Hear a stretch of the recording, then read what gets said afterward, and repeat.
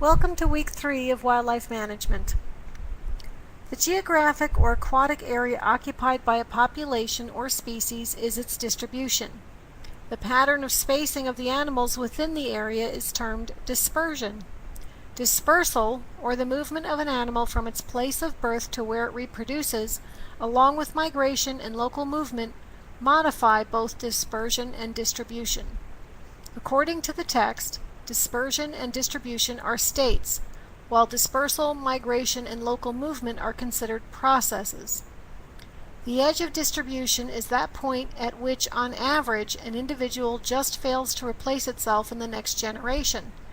Its position may be set by climate, substrate, food supply, habitat, predators, or pathogens.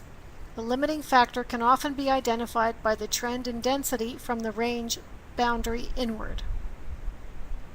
When reintroducing a species into a new or recovering area, wildlife managers often use diffusion models incorporated with demographic and random walk processes, see page 99, as a means of modeling the spread of the reintroduced species.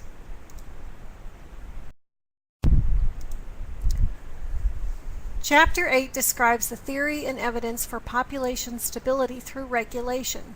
An important factor regulating populations is competition between individuals of the same species for limited resources. This is called intra-species competition. Predation and other causes of regulation will be dealt with later in the course. Regulation is termed a biotic feedback process, which counteracts such abiotic disturbances as fluctuations in weather or other environmental factors, such as environmental stochasticity, or chance effects on reproduction and survival, known as demographic stochasticity, affecting a wildlife population. The biotic feedback processes are called density dependent if they act as a negative feedback, which imparts stability to the population. Disturbances, both environmental and demographic stochasticity, are termed density-independent factors and will cause wildlife populations to decline toward extinction if there are no density-dependent processes at work to counteract and stabilize the population. For the purpose of wildlife management, it is important to know the causes of the density-dependent processes that stabilize the population and the causes of fluctuations and instability. It is also important to know which age and sex groups are most influenced by these stabilizing or destabilizing processes. Wildlife managers and population ecologists use logistics models to understand density-dependent changes in population growth rates.